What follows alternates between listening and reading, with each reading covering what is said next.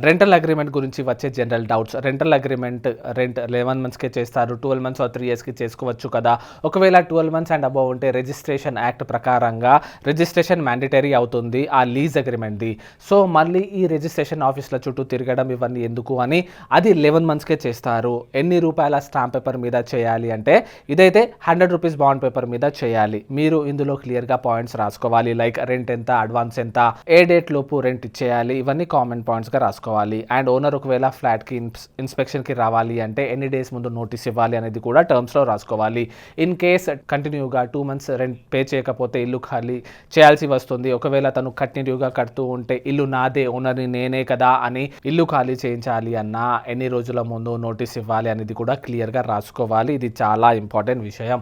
Next ఏంటంటే ఇప్పుడు private employees mostly software engineers, HRA exceptions కోసం ఓన్ హౌస్‌లో ఉంటున్నా కూడా రెంటల్ హౌస్‌లో ఉన్నట్టు చూపిస్తారు.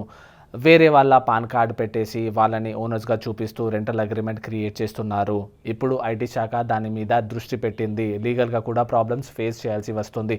సో, ఇలాంటి పనులు అస్సలు చేయకండి. Thank you.